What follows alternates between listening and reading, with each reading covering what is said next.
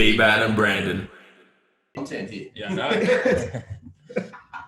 So that show was unreal. You looked incredible. Yeah, I think because that was the Australasians. I think it was 2 weeks later. Yep. So that was just sort of the warm up. Yep. But yeah, the Australasians 2 weeks later, I think hands down out of any show I've done, that was when it all came together. So that's unreal. Did you go on and did you do Australasians after that? Is that the next time you did? Yeah. Went down there and won my class there, and then went to Bali the day after. You're beauty, and then you had a win in Bali. Ruined that condition in about 2 days. As you do, have fun, love it. How quick did the beers hit the head, mate? It wasn't they hit straight away, but it was just the food and all the MSG that's in. I mean, if you go to Bali and Thailand, you're going to get a lot of MSG in your food. So my face was out here. I was having mad headaches, and just holding just that much water. Oh, so it was actually it went from trying to be a real fun holiday to just uncomfortable. Yeah, right. And that happened real quick too. Oh. Because remember too, obviously, like using diuretics coming into the show. Yep. Ideally, post comp, what I normally do is just take things slowly for a little while. Yep. Just to let the body rebound okay. And this was just literally like diuretics for a couple of days, Bali, drinking, eating, and it just That is awesome. The ultimate, what do they call it? The ultimate reverse diet, just a very fast reverse. I don't recommend that to anyone listening. And I do remember at the time I was still working at ASN Southport, and I remember I came home, and Simon's just looked at me and went, "Oh, what have you done?" His phrases, the way he talks, is just like it was just pure. So he's, "What have you done?" And I'm like, "Oh, dude, I don't want to talk about it." That is awesome. Well, man, firstly, welcome to the Platform Podcast. It's an honor to have you on. And for those listening, we are joined by special guest Mick Galley. Where are you, sorry? At the moment, I'm in Dallas, in Texas. Oh, all the way in Dallas, Texas. That's cool. Yeah. Is it cool there? Is it hot? What do you got? Well, mate, summer is hot as like the summer we just had, which is June, July, August. It was probably 40, 45 each day. Which is late. Yeah, consistently. But I love that. I love the heat. I lived in Thailand for a couple of years as well, so I love the heat. Yeah. But winters today, and I hate the cold. It was when I woke up, and I normally do my walks about 8 a.m. It was 1 degree. Shit! And I wasn't walking in 1 degree temperature, mate. 4 to 5, I'm battling on that, but 1, I pulled it and said, "No." We're staying inside today. That is that's a dramatic change. It's a very extreme change. And we even had, and it hasn't happened apparently in 15 years here, we had snow 2 weeks ago, but it wasn't like snow. It was like just, the sleet sort of stuff. Yeah. So as soon as it hits you, it goes to water. But I just remember looking out the window and went, "It's snowing." Like it's snowing in Dallas. Jesus Christ. Yeah. But, and how long have you been in Dallas now for, bro? Pretty much 1 year. I got here on January 21st last year, but the year right around Corona time, eh? What's that? Right around when Corona's kicking off, going crazy. Dude, we got here all blazers because I obviously worked for a company called ATP Science, and we set up in the States a couple of years ago. So I spent 6 months here in 2019, back and forth. Yeah. We did a lot of things here, like the Arnold Classic. We did CrossFit events. We did powerlifting comps. We did Spartan events, LA Marathon, Boston Marathon. So we had an amazing time. And I had to go home to work my visa out. Yeah. And it ended up taking 6 to 7 months to get everyone visa sorted. So I came back in January, ready to go. We're all pumped. We got everything good. And then COVID hits. and it's just been, it's just been a nightmare, but for most people as it is, but for being an outsider company in America, it's it's hard enough as it is, dude, but to have that as well. And then you've got to think, we send our products from Australia, from a warehouse in Brisbane. Yep. The delivery costs pretty much tripled during that time. So it's been a nightmare, to be honest.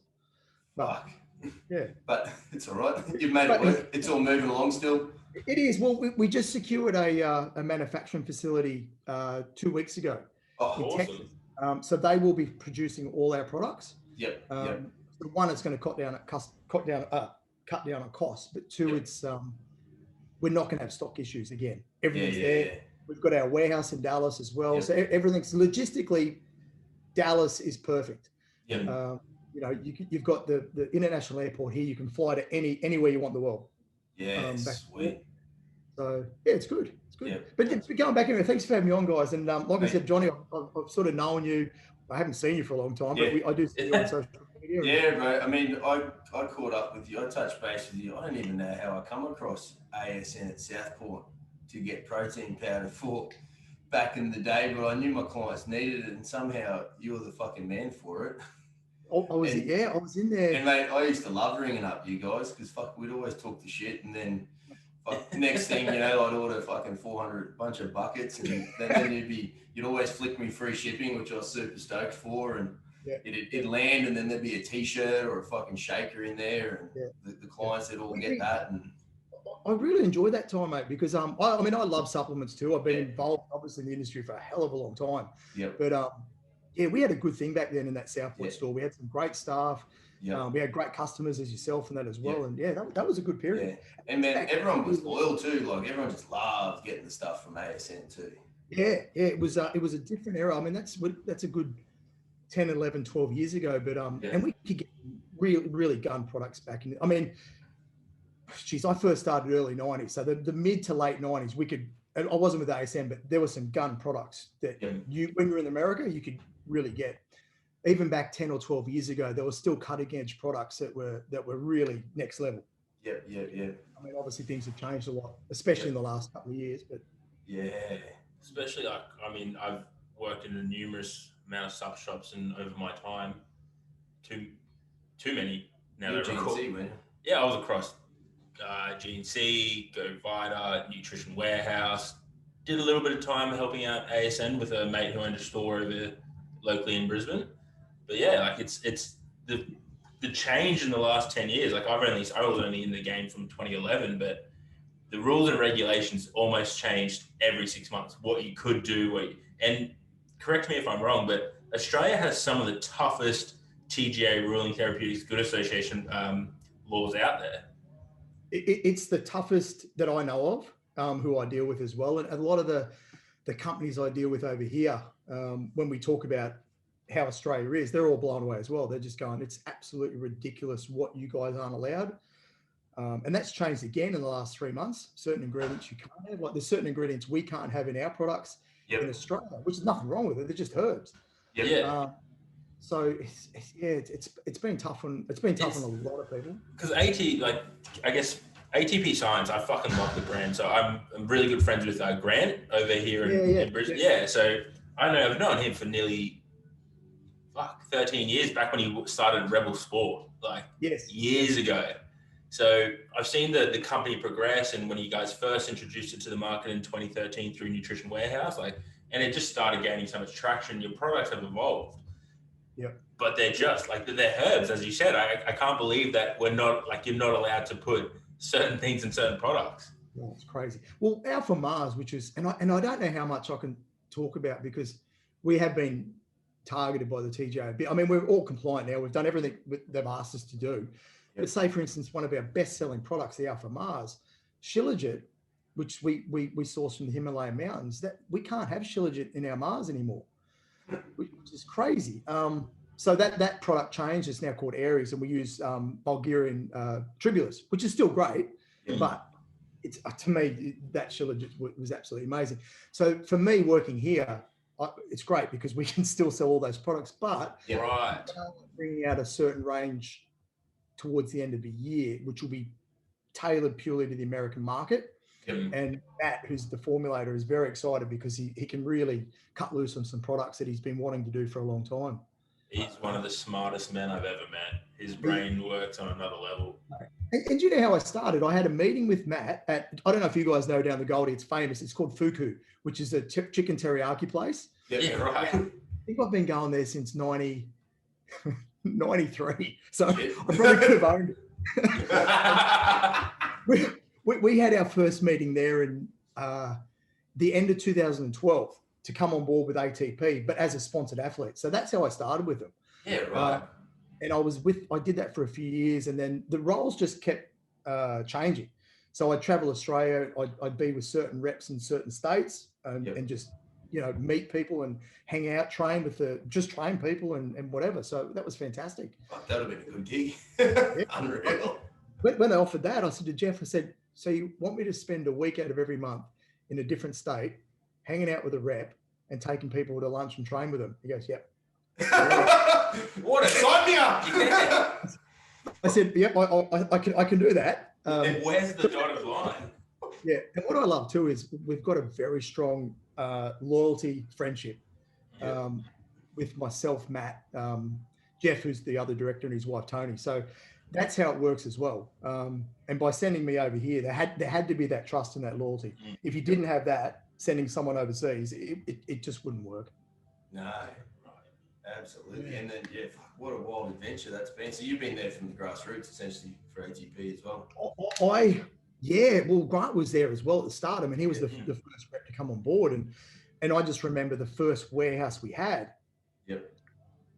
Honestly, it'd be the size of a 1-bedroom unit, I guess. It wasn't full. You'd have a stack of products over here and a stack of products there, and that's how it started. It's such a fucking good, I remember even when the first the prototype 8 and all that stuff, they came out of those big white tubes, and now that's even condensed. The whole packaging's changed, but the whole feel of it. And now you guys, I personally love your products, and I've used them for a long time. And the Gut Right for me has been a game changer. Yep. So what year are we? 2021. 2021. Thank you. 2019, I got a severe bowel infection. Don't know how, but ruined my gut bacteria. I've had a lot of issues with my gut since. Now, this is a shameless plug for me because I love this product, but it is the first product that's actually provided me relief from any sort of pain or bloating from foods I now can't eat. I'm able to get through so much more variety of foods with no symptoms. It's fucking amazing. So my question is, how does that work?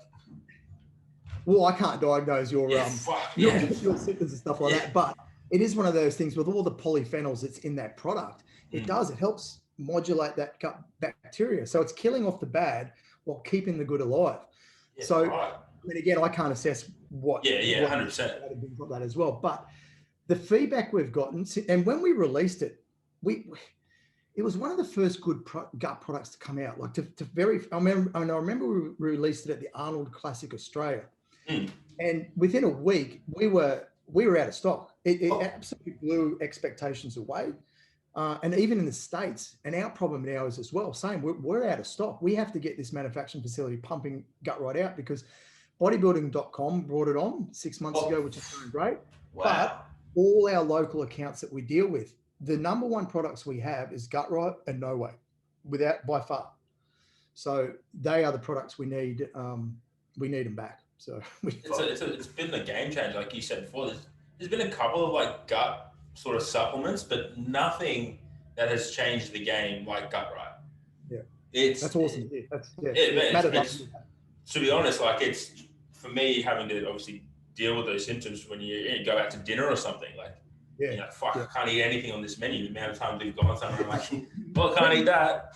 You got to remember too, your gut controls everything.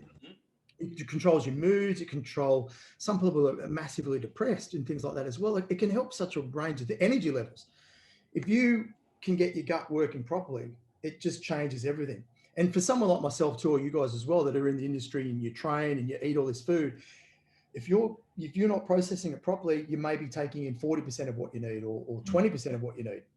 And there's a lot of people that go through not realizing that they have issues and they struggle through everyday life. Absolutely. I mean, then you add in training stress on top of that, daily life stress, and that's all going to affect the balance there. Yeah, absolutely. So, yeah. And where did it all start for you, bro? Obviously started with lifting some weights. Well, this is going back a little bit. This might be going back a little bit if you were eating that shop at 92, but Like, were you always lifting weights as a kid, or what was it for you? I was into all sports as a kid, like Yep. from as young as I can remember, probably about 5 years old, because my family were big into sports. So they had me playing like league, touch footy, tennis, running, you name it. I was into everything. And then it's funny you say, because when you told me you were bringing me on, I thought, fuck, I've got to actually have a think back, because this guy's and the thing that stands out the most for me, and I there was a period I went through where I loved skateboarding. Like I was a huge skater. Yes. And I went to the newsagent. It's 1988. Yep. I went to the newsagent looking for skating mags. Yep. And I've still got this magazine at home. And then there was this picture of Bob Paris on a magazine cover. Yep. And he's pushing himself out of a pool. Yep. And I don't know why, I just looked at it and went, oh, that looks, and this is 1988. So I'm in year 8 at school. I don't know what that is, 13 or 14. Yep. I thought, that looks amazing. So I bought it, didn't get any skate mags, went home, read it, stuff like that. But I didn't actually take out weights for another 2.5, 3 years. Yeah, right. I kept that magazine, which is, and I've still got that. And you've still got it. I've still got it at home in storage shed on the Goldie, which I think should get framed and just as a keepsake. Because that started literally to where you are today. Is that magazine? That magazine, yeah. And then I mean, Brisbane. So you guys would know. You would have heard of Trevor Leadbeater up your way. Yeah. Big Trev. So funny story. So at school, I went to school with his daughter, his sister. No way. Carol, and she told me about her brother, and he was competing in a comp. It was in Lismore. It was at North Coast Titles. Yeah. So again, I hadn't been training. I went along to watch it, and Trev was up there, and I'll never forget. Like his arms were just ridiculous, his biceps. So that was another sort of segue for getting me into weights was seeing Trev. Just seeing that. Just an absolute monster of a human. Yeah. Yeah, and he was only a junior at the time, but I still remember those buys. And I think I'd mentioned something to Carol about it afterwards as well. And she bred all VHS back in the day. Yeah. You guys would know about that, would you? Oh, he would. I would, right? Yeah, he would. Fuck. I was on that edge like that. VHS. Oh, DVD. Yeah. I still got them, bro. I got some Michael Jordan ones at home. Yeah. Oh, mate, I've still got heaps of me. I won't throw them out because I'm too sentimental. But so she brought in the 88, 86, 87, 88 Olympia to give to me. And I just remember just watching them over and over and over. So that kind of was the initial start to it. Yeah. Fuck, that's cool. What was your first gym, bro? Where did you train? My first gym was a police boys club in Lismore. I actually grew up in Lismore. My mum and dad were separated, so dad went to Ballina and mum stayed in Lismore. So my first was the police boys club for about 3, and it was a little tiny dungeon of a gym. Like the lap pull down, there was no supports to hold you in. Someone had to push on the ground. Yeah. Yes. I love that. To keep you down. It was one of those gyms. Yeah. So I think I was there for a few months, and then someone said, "Oh, you've got to come over and check out this gym called Fight and Fit. That's where everyone trains." So I went there, and that's where I spent the next probably 1.5 to 2 years before I moved up to the Goldie. Yep. Yeah, and training like then, just wild, mate. Curls every day, a couple of leg presses. I was what were you doing? I was only at like 16, so I can't remember a lot of it. Like I just know I just loved it. I was so into it. I'd buy every magazine I could buy. That's where you got the information from back then. Like you didn't have the internet. Dude, you and here's the problem thing for me that I started. When I bought the mags, I don't know why, but in my head, anytime I came to a nutrition article, I just skipped through it. I thought, I don't need to know about nutrition. I need to know about the weights and how to lift them. Yeah. Which we all know what true nutrition plays.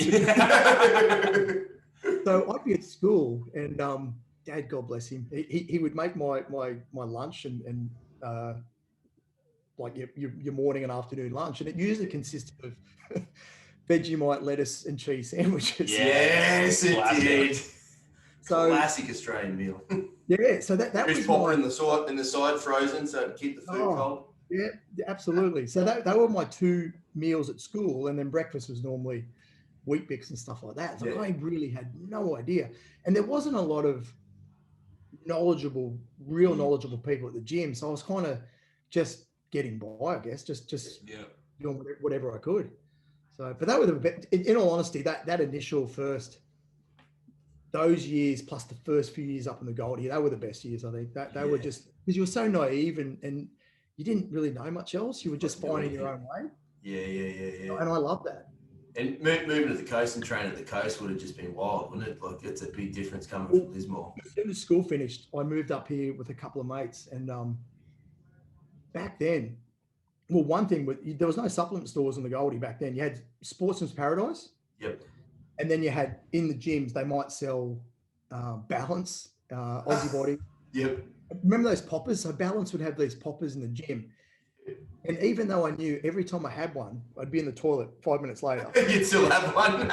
I'd still get them after every session because I thought, I have to have these. Like this is what you have to grow. Yep. But there was some gun gyms on the Goldie back then, mate. Like a lot of them aren't there now. Like Muscle and Fitness and Archer's Gym were in Southport. Archer's, Gold Coast International, which was a fantastic gym. And then Centrepoint. They were in that area where I lived. So they were the main gyms. And then you had some really good body, like Mark Rainbow, Brian Anthony, John Davey, Nick Jones, Dave Alderson, Lee Newman. And they were all pretty much in the one gym.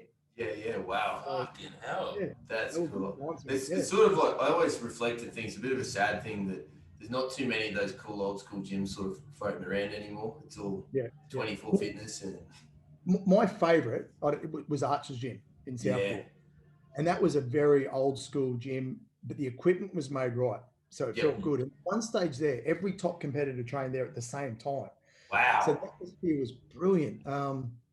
And this was before social media too. So and there was a guy there that worked on weekends called Roy Rose, and he was a really well-known MC. He emceed the Miss Olympia, he emceed the Arnold Classic, he emceed all the local shows. So I would just spend hours talking to him on the weekends about bodybuilding. Just taking everything he had to give you. Yeah. And the Olympia weekend was awesome because obviously magazines come out 3 months later. Yeah. So you don't know anything. So every morning, the morning after the Olympia, you'd be going to the gym and Roy would have the top 10 on the chalkboard. Yes. You'd run up the stairs and you'd be like, oh, like if you got, like I was always a fan of Sean Ray. Yeah. So if he placed low, I'd be like, oh, damn it. Fuck. It was exciting. That's fucking dope. Fuck, that's a good, and like you said, to have all the best guys all training in one place at the one time, fuck, that would have just been incredible. Dude, at the one time in Archers, I remember you had John Davey, you had Brian Anthony, who was a killer physique back then. You had Ari Himalayan, who I'll probably mucked up his surname, who runs the WBF. Yep. Lee Newman. There was just I'm probably missing out hundreds of names here. There was just so many guys in there. Yeah. It was fantastic. So every day you went to train, there was always a lad there or a bunch of recruits always ripping with. And this is a good memory flash too. And I remember 2005, and I remember I'd do my cardio before a show, and I had this certain track I went on all the time, same track. Yep. And it always had me going past Archer's Gym at about 5 a.m. Yep. And I remember coming down the street, and I could see all this smoke billowing up like a block away, and I'm like, that's a pretty big fire.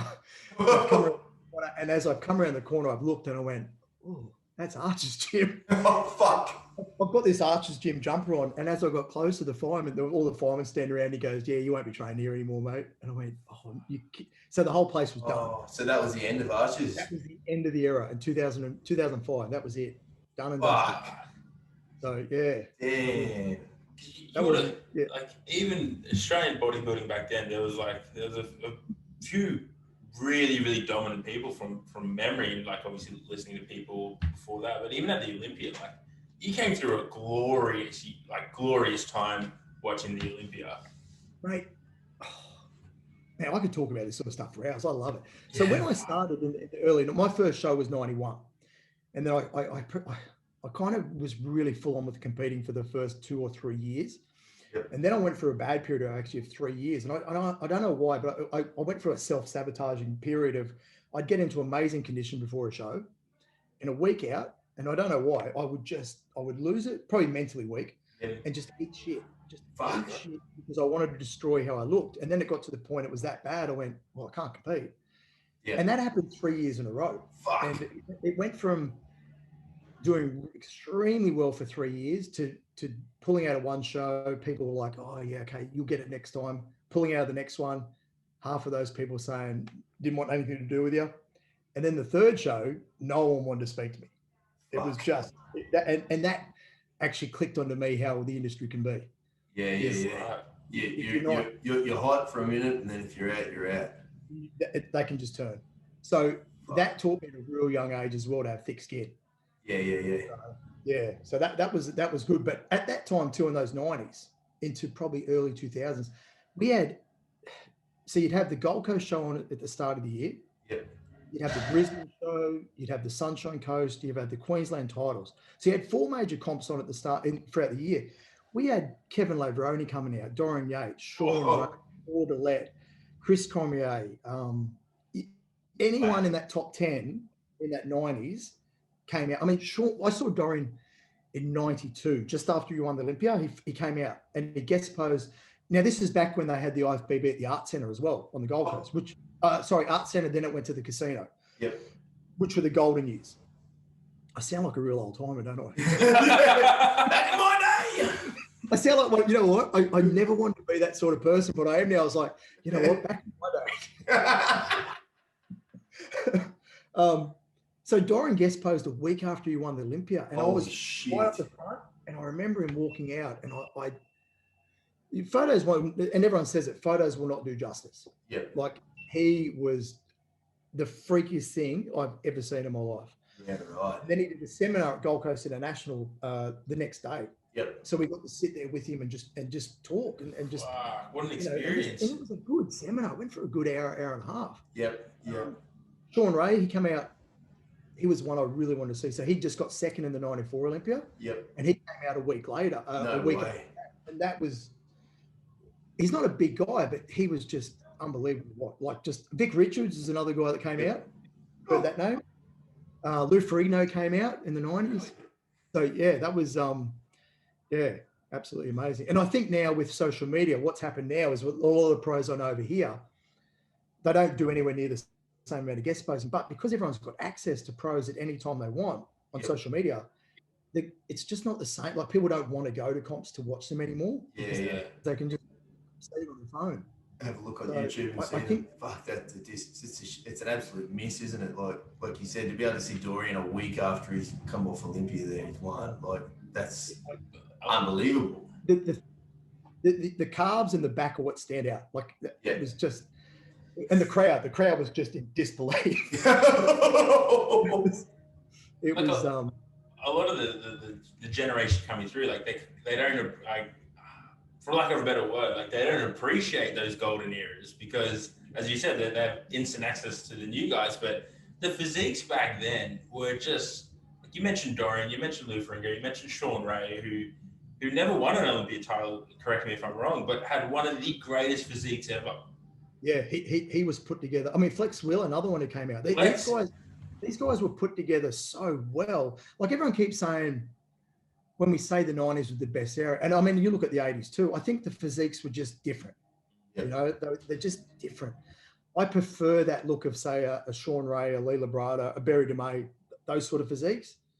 Yep. I think now I can appreciate them, but I think some of them are just maybe just push that envelope a little bit too far. And back in my day too, like, I'd be able to look back in my day. Yeah. I'd be watching Wild Water. So on Sunday, you'd have Australia have Wild Water Sports. Yep. Oh yeah. Yeah, would show bodybuilding. Yep. Yeah, right. They would have the Olympia. They would have the Night of Champions. Yep. And then our Wild Water Sports would show that. They would show, bits of things on TV as well. Yep. Yeah. It was nuts. Whereas now, they would never get that on mainstream TV. No, it's just not. Is that, without talking too much about it, but is that, do you think, due to the fact that the over prevalence or the know of performance enhancing drugs in the sport, something they don't want to portray, or because, as you said, a lot of the athletes now are pushing that envelope to physiques? I mean, it was definitely. I mean, obviously, it was around in the 80s, 90s as well. I mean, probably not to the level it is now, but I think the problem is now everyone knows about it and everyone talks about it more, and it's the fingers pointed a lot more. Was back in those 80s and 90s. Again, with no social media and that, it wasn't really spoken about as much. Yeah, it wasn't a conversation back then. Yeah, and I know when I started out, and even actually, to be honest, all my training, it's not something I don't get much out of talking about it to someone because I don't get much back from it. Like I do what works for me, and I've always done the same stuff all the way through. That's what works for me. But I don't know. I'd much rather be talking about like this sort of stuff. Talk about training and who competed and did this and that sort of thing. So during most of my years, it just really wasn't talked about that much. And a lot of guys would say the same thing from back then. I think like I apologize by saying this, but back in your era,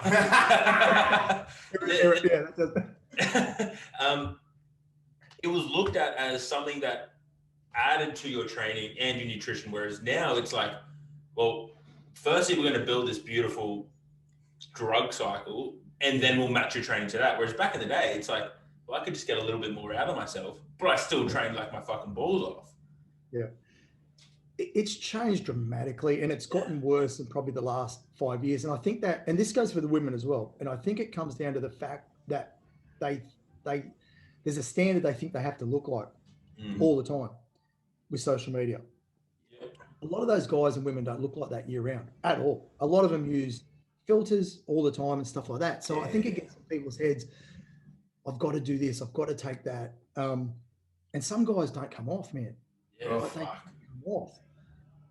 And that blows my mind because to me, I would say pretty much from this, it was always about longevity and trying to stay healthy for as long as I live anyway, and stuff like that as well. And that's how I was taught.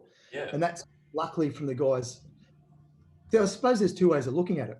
I was taught a certain way when I grew up, but maybe if I was in this era around the guys now, maybe I would do the same thing.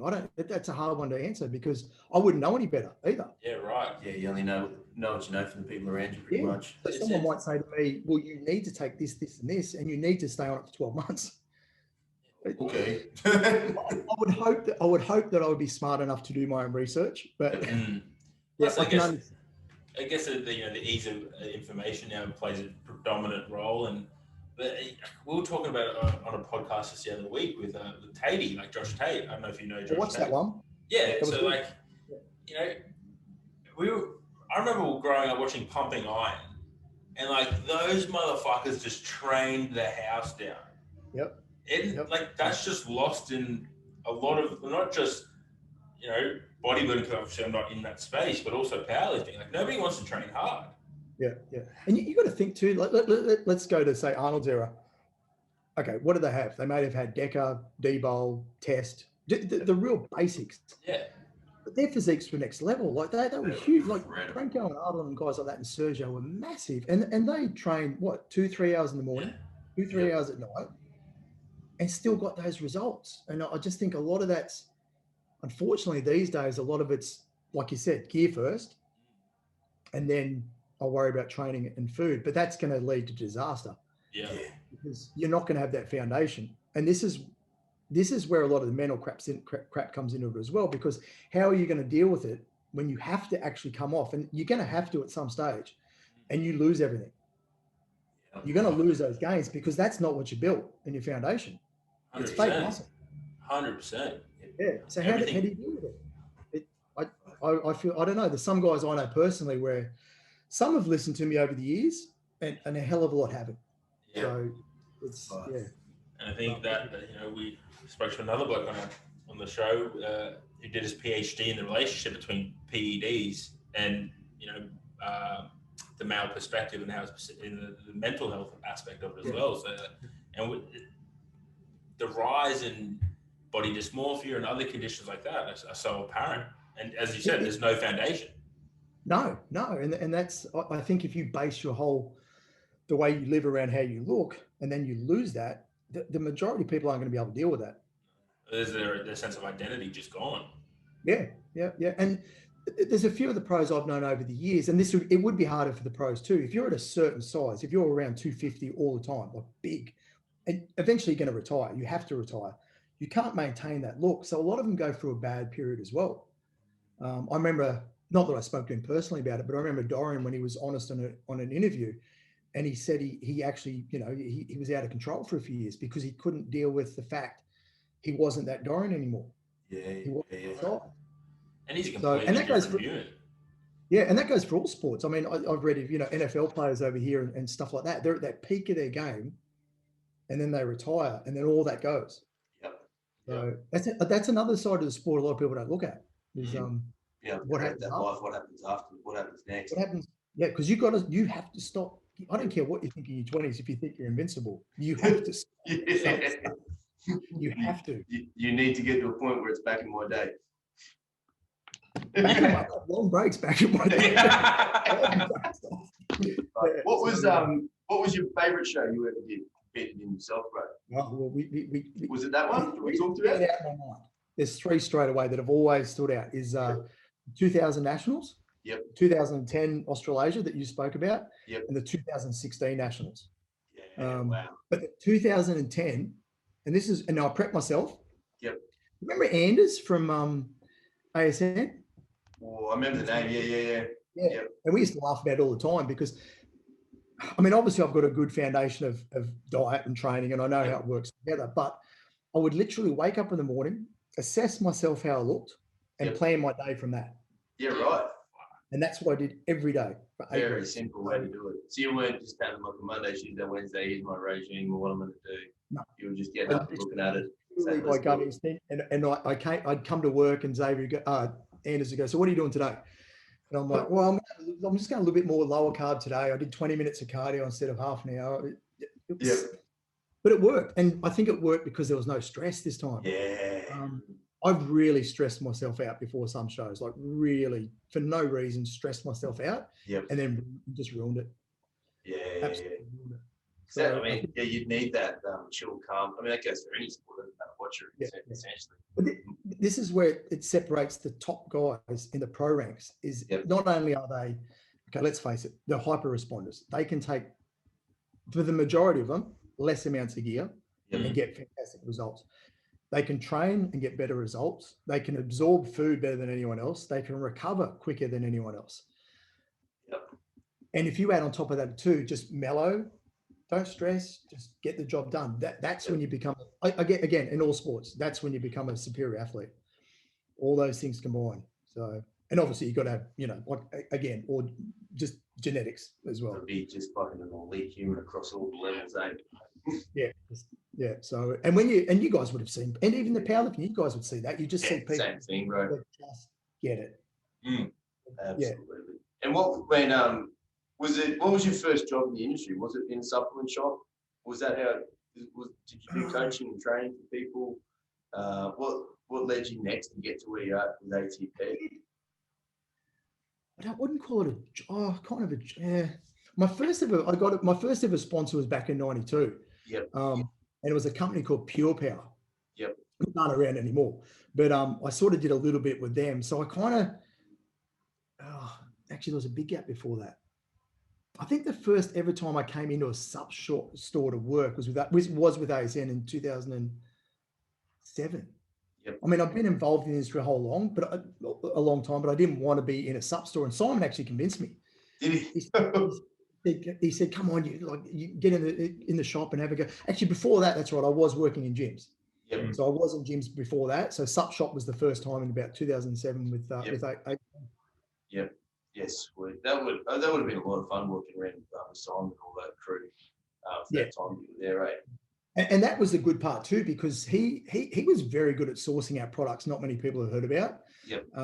So we would go to the Olympia as well, to the expo. Oh, yeah. And look for gun products that really not many people had heard about, but were just really, really good. So he used to secure a lot of products and get the rights to them, bring them into the country, go from there. He had some good companies over the years, but they were good times too, mate. You see, you go to the Olympia, you do a bit of work there, then you just run amok with everyone. So. Oh, mate, that would have been an experience. What was your first Olympia that you got to go and watch?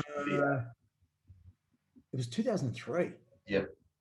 Yeah. So, I mean, I thought I would have been before that, but it was to that. And the reason I went for that one is because John Davey was in it.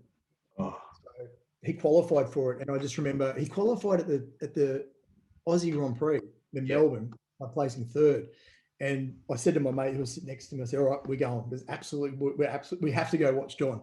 Yeah. Yeah. That was Was it still in Vegas? Yeah, it started in Vegas in '99. Yeah. And it stayed at the Mandalay Bay.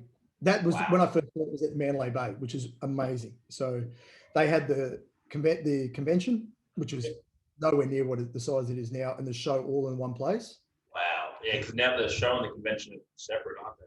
Yeah, well, it moved to New Orleans, which was it's been there ever since. And the New Orleans is just out of the strip. It's not it's a bit of a rundown hotel. And then the convention center was the expo was in the actual Vegas Convention Center. But then this year, they put it in Orlando, in Florida. Yep. So I flew. That's only a couple of hour flight from me. So I flew over that.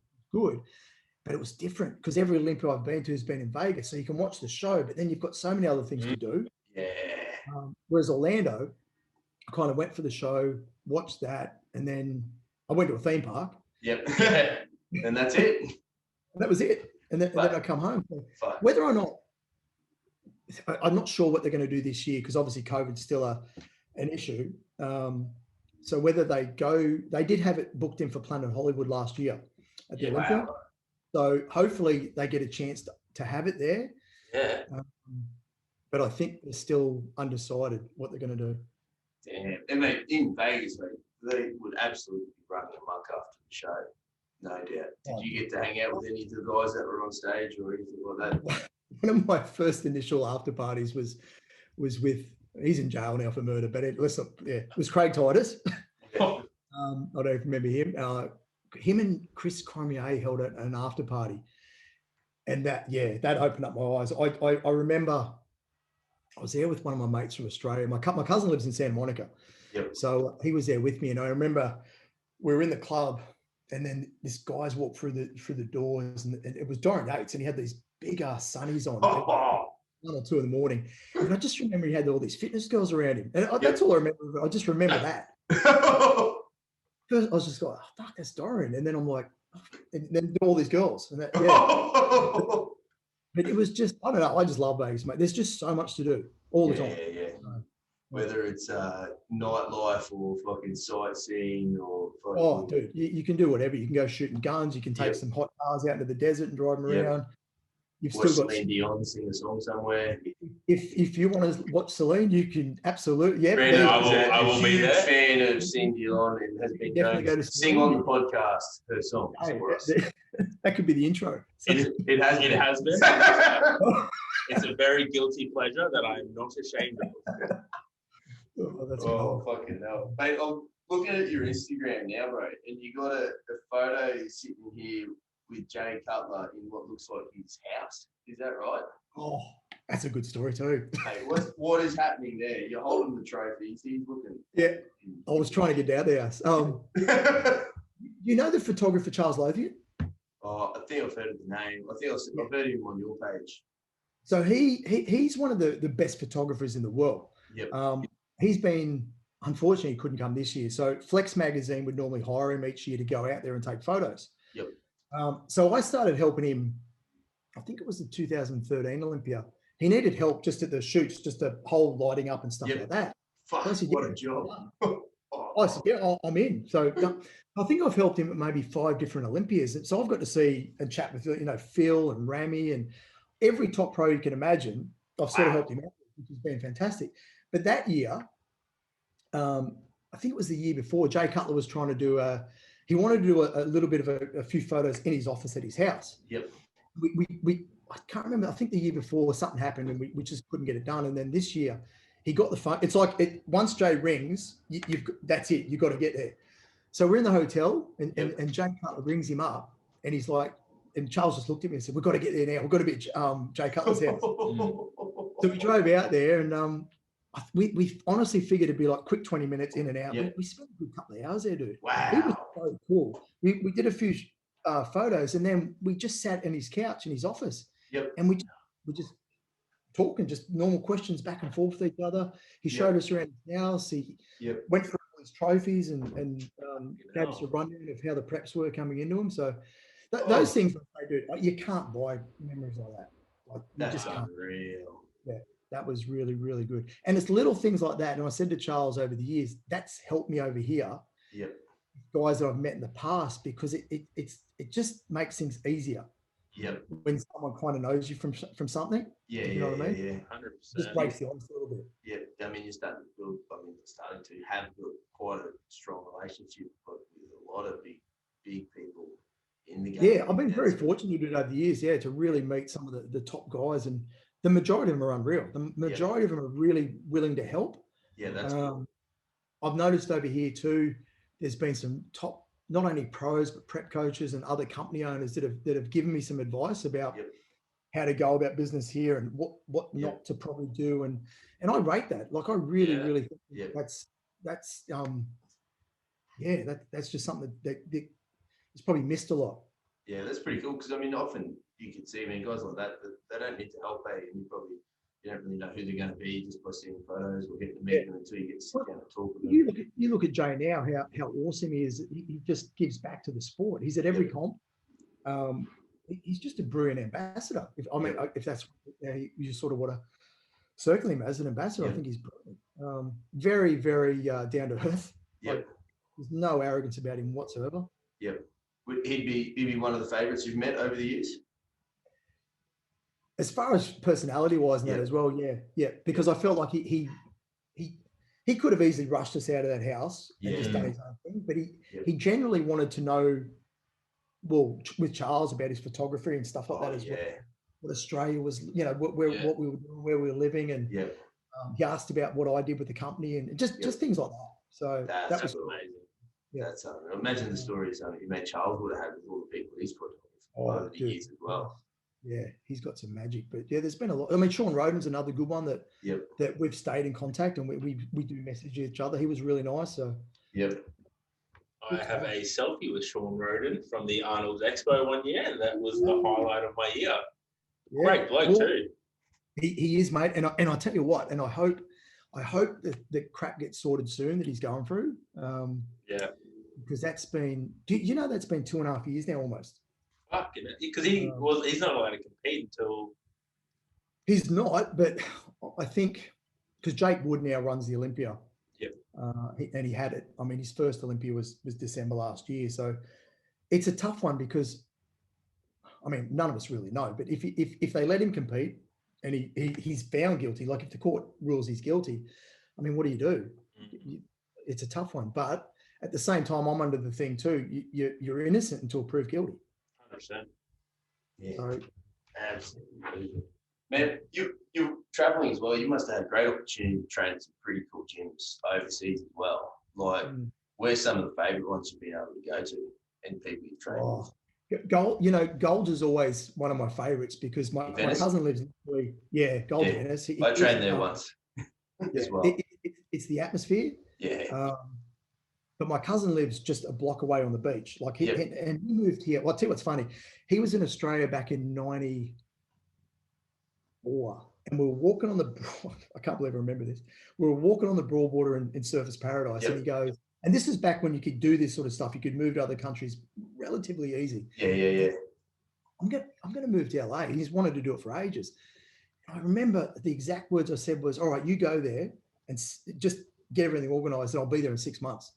Yeah. It's only taken 26 years, but so he was there. This is the stories he has, because he was there in Golds in that 90s period. And he was just training there. Oh, he was just training there, mate. Yeah. So he's been there ever since, and he hasn't worked since March because of COVID in that area. Is everything's in lockdown still, but he worked at he does work at one of the clubs, and he's been there for 20-something years. So he had all the pros going into that club on one stage in the 90s running them. Oh, he's got some good stories, dude. But so that's definitely one of my favorites. I think purely because of the history. And the atmosphere of it. Yeah. I know for me, when I trained there, it was just a pretty normal day for training as a gym. But just when you look around and see all the photos on the wall and just think of who's been there before you've been there. Just being able to touch and play on the barbell is unreal. It only just opened up 2 weeks ago. Really? They shut it down in March. Fuck. They opened it up in March, April, May. They opened up in May for 2 weeks. And then LA got shut down again, that Venice area. So They opened it up 2 weeks ago, but if you look at like the Instagram, Goals Gym Instagram or stuff like that, the actual gym itself inside you can't be in. So all the equipment's outside. All the equipment's outside. So the car park, back and front, has got all the equipment. I don't know how long that's going to last.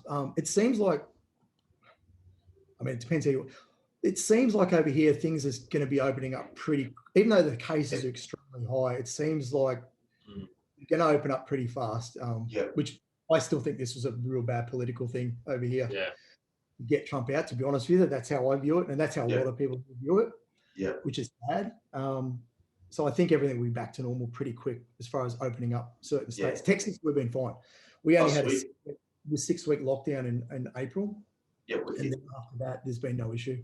Awesome. Nice. So do you still, mate, do you still get to the gym these days? What's it look like for you now? Are you still just having a look in the mirror and seeing what you need today, or what are we doing? Nah, bro, we're looking good. Just want to see if you've evolved in your training protocols. I do, like, I'm going to be training till I'm dead. I don't know. I tore my pec in 2017. So unfortunately, for anyone who's torn a pec or knows about it, that you're never going to hold that upper body size again. You're just not. So that will never be the same. But I love training, dude. And Dallas is really good gyms. Like, there's some great gyms here. There's a lot of pros here in Dallas. So, there's some big powerlifters here too, dude. Like, I've been to a couple of powerlifting meets and just blown away by just not only the size of them, but how much weight they can lift. It's pretty popular here, dude. It's really popular in Dallas. Like I should say Texas altogether. It's huge. Yeah, I mean, for powerlifting itself, the evolution in what people lift now versus even just 10 years ago. Like, I still remember when I first started powerlifting, everyone was stopping to see a 300 kilo deadlift. Like, oh my God, this guy's doing 300. Now fucking. It's crazy, isn't it? Yeah. So I remember back in the day, reps. Yeah. Do you remember guys like Anthony Clark and that back in the? Have you heard of those names? No. Ron, what was it, Kazmaier? Yeah. Oh yeah. Those are the sort of guys back in my era. I think that's going to be the title of the podcast, bro. Yeah. You know what? People look at that title and go, "Oh, here we go. Galley's going to go back to that time." I never thought I'd do that, because, in all honesty, when I started myself in the 90s, that's all I heard. That's all I heard from the old timers. It was back in my day, and I'm like, Yeah. That's amazing. Yeah, whatever. Yeah, whatever. Yeah, it's yours. And man, I mean, travel's a bit off at the moment, but what's the experience going to different expos and festivals over there? Hey, that must be pretty incredible, what you were talking about as well, not just in bodybuilding stages, but you see that going CrossFit, powerlifting, and all that sort of stuff. What's that like? That's what I loved when I took the job as well, because we had obviously a list of what we were going to do in 2019. So, I mean, I love bodybuilding, so the Arnold Expo and the Olympia, awesome. But I love honestly, I did love the CrossFit events. They were fantastic. The Spartan events, again, something totally different. The powerlifting events were next level, dude, because they take it serious over here. Like, they really take it serious. And then we did things like the Boston Marathon and the LA Marathon. I mean, Boston Marathon in its own has got so much history to it. Yeah. And when you're there, you really got to take it in and appreciate it because that bombing was. Of course. Yeah, there was a fair bit of I don't know. I've been very lucky with that too, because obviously I do these events, but I'd also find out some gyms around the area as well and go train at different gyms, and that got me out seeing more of the America than I'd seen before too, because I'd never been to Boston. There's certain areas I'd never been to. But we don't know what the future holds as far as, I mean, last year was a rider for us as far as events go, because you just couldn't do them. There was no events at all. This year, it's still a wait and see. I'll go to local events here or to shops and stuff, but I mean, as you know, the Arnold Classic's been postponed, the American one, the Columbus one.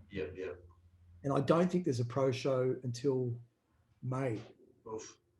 Which is the New York Pro, which they're holding in Tampa again, because Florida's open. Sweet. No, that's pretty cool. Man, do you ever, and this is a bit more back in your day sort of stuff, but do you ever sit back and sort of reflect for a second and think, like, you know, here you are sitting in Dallas, experience what you already experienced, and still a lot more ahead of you from just this little fella who grew up in Lismore, picking up a magazine and just think, fuck me, how did I get here? Yeah.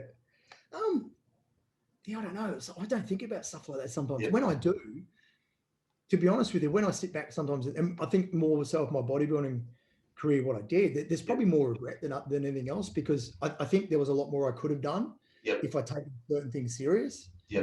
Which is a bad thing to say too, but I just think there was a lot of times there where I would muck up on my diet or just stupid things. Like when I was mentally absolutely on, that I was good. There was nothing. I was good as gold. But then there was those comps there where, and I don't know why. It was just I don't know, just mentally weak, and it just ruined it. And then when I looked at the comp and I thought, you know what, I could have won that if I'd just knuckled down. So there's a bit of regret there when I look at that. But I'm still pretty happy with everything done. I had a really long. The pec tear was pretty upsetting at the time, but then I had to look positively and go, you know what, I've had a good run. We've done pretty well out of this. I've done all right over those 3 decades, and I did try to do one more comp after that. In hindsight, it was a terrible mistake on my part, because I just couldn't do that. I never winced anyone. I didn't say anything. I just did it. And not a lot of people knew about it until I was on stage. And I think after prejudging, some guys come up and go, when did you tear your pec? And I'm like, oh, about a year and a half ago. Right. It just stands out that much, eh? Probably more to me. Because it's. Well, you're staring at it. You're seeing it. You're staring at it all the time. It's a thing all the time. Still fucking staring at it. I feel like I've just got half a boob hanging down. Do you reckon, you know, if there was a bit more time passed by, would you have another crack again, bro? Or do you reckon that's it? I'm getting on a bit now, dude. Masters something or other, be a master. Never say never. And I did say that to someone the other day. But everything would have to align pretty well. I mean, some of my closest mates like Lo Robson and Aaron Pilates, who Aaron's a top 212 pro now, and Logan just got his pro card. And I mean, I was there with Logan. That's one of the best trips I've ever had to Vegas, because not only did I see Logan get his pro card, but Aaron got top 10 in the Olympia in his debut. So I keep saying to Logan, I said, I don't know how we're going to top that. That was just one of those special moments. So I'm just happy to see. I said to Logan, Aaron, wherever you guys compete, I'm there. 100%.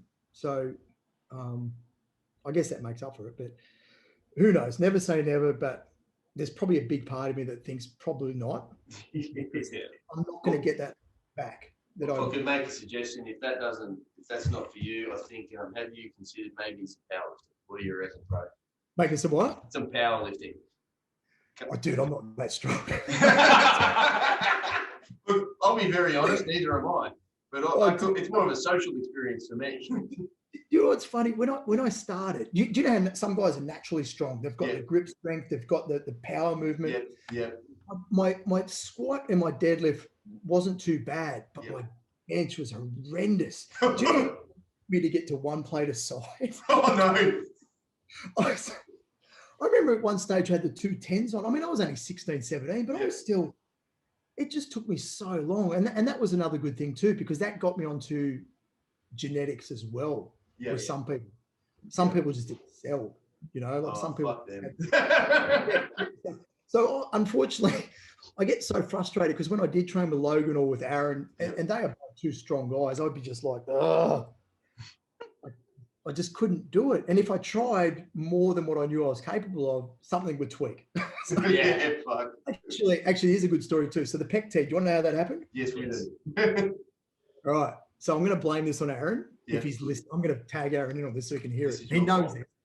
So I'm 42 and I shouldn't have done this. And I hadn't done this for years, but 4 weeks previous, I said, I'm going to try Naplon again, which you guys know, Naplon's pretty damn strong and it gives you fake strength. Like not that strong. It's fucking unreal. So at my age, for one, was probably stupid. 2, I was 4 weeks in, so I'm feeling good about myself. And Aaron and I decided to do chest. Good. Going pretty heavy in the incline hammer. Felt good, felt fantastic. We went to flat dumbbell. Now I know my capabilities in flat dumbbell are probably 45s, 50s for some good reps. Yep.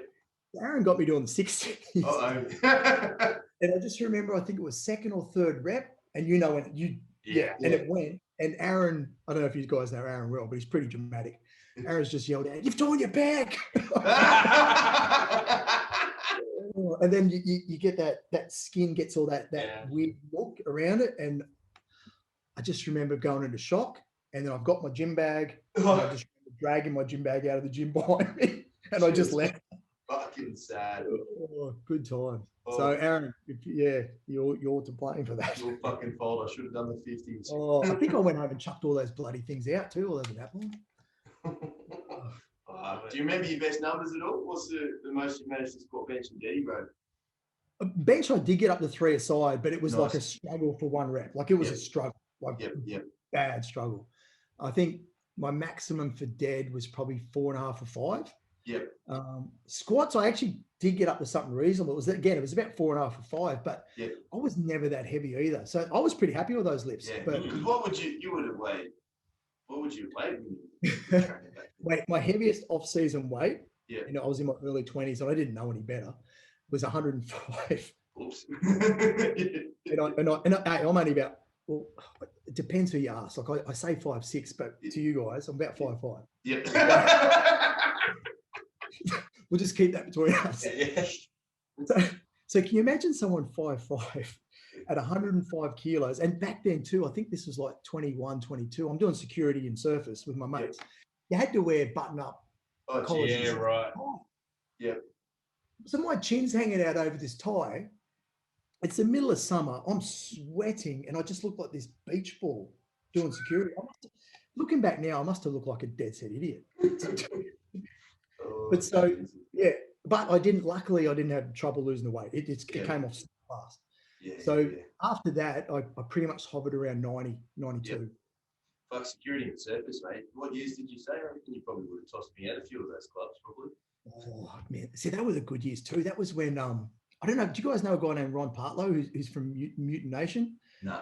He's a Canadian guy. So he was over here training for 2 years with John Davey and Nick Jones. Yeah. And I was trying to get their pro cards back then. So back then when I first started, there was no licenses. You didn't need a license to do a security. So you can imagine some of the thugs doing security. Yeah, right. Do you remember Nathan Jones? Yeah. Yes. So he was on the door a fair bit in service before he went to prison. There were some characters. There were some real characters back then. But it was a good time. It was good to grow up because you learn a lot at like 20. Actually, 19 I started. So you learn a lot at 19. What clubs were you at, bro? Do you remember? Cocktails and Dreams, the Party, the Tunnel. Yeah, lovely. Shooters? I never did Shooters. No, I did. Actually, Crazy Horse, I was there for a while. Crazy Horse. I may have heard of that place. That was good as a kid. That was good as a young kid. That would have been exceptional. They were good, Crazy because you Horse was an entertainment venue. Right. Yes. So at 9, I think it was that name at 19. I can't remember. So as a 19-year-old kid, I was Would have been. I mentioned down that way between around 2000 and 2005 thereabouts. Yeah. Quite a tenure. Quite a stint. Remember too back then, because there wasn't many gyms, so most of the guys that competed all did security. Yeah. So you had everyone do security that you trained with as well. Yeah. So it was good atmosphere. What a fucking great time, bro. Oh, there's some good memories there. Back in my day.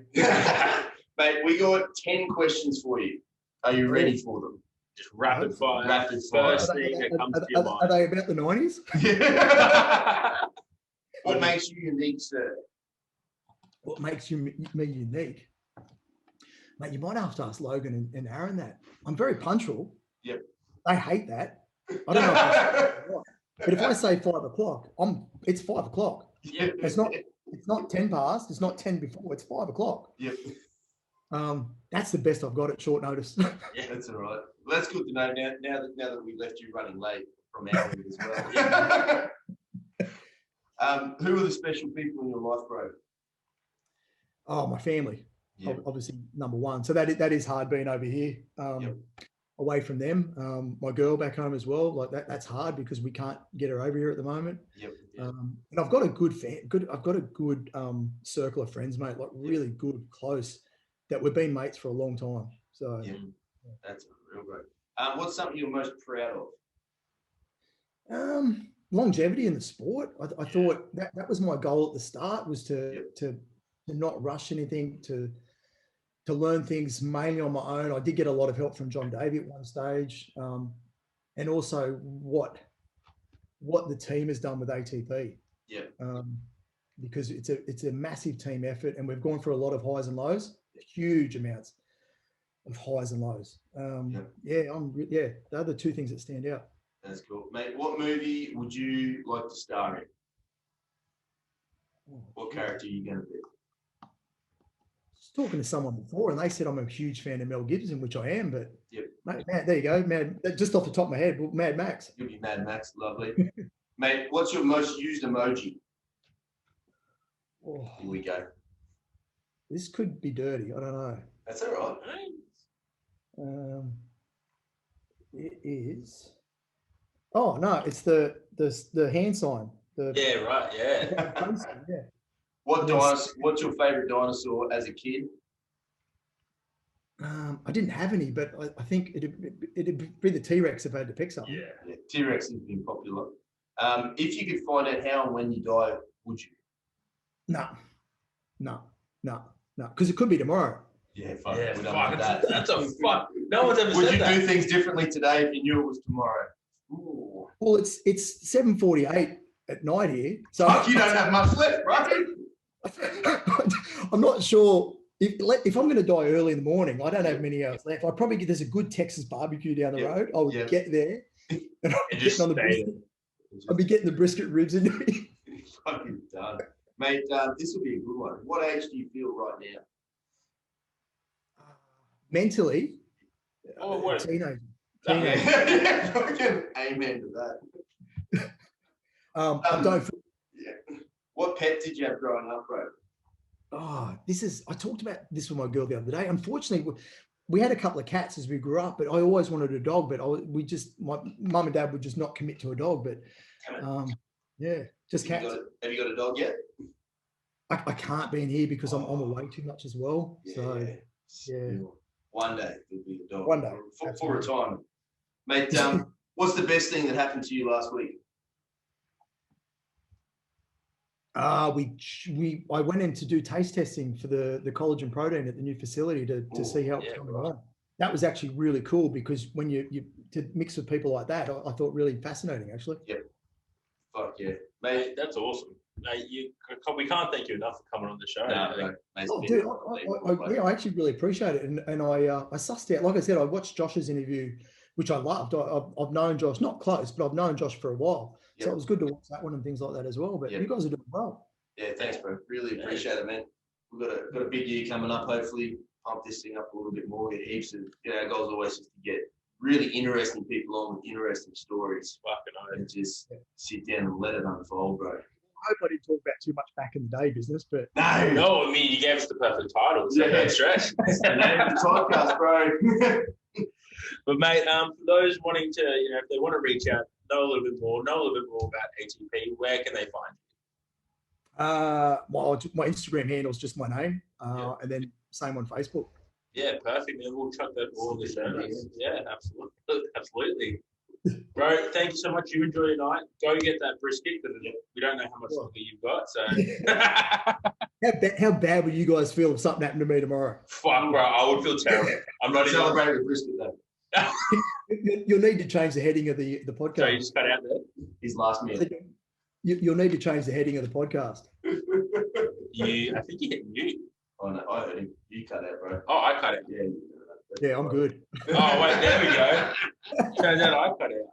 Yeah, mate, brother. You enjoy your night. We'll catch up with you soon, brother. Thanks, guys. Appreciate it. Catch up, bro. See you, man. Right. Bye.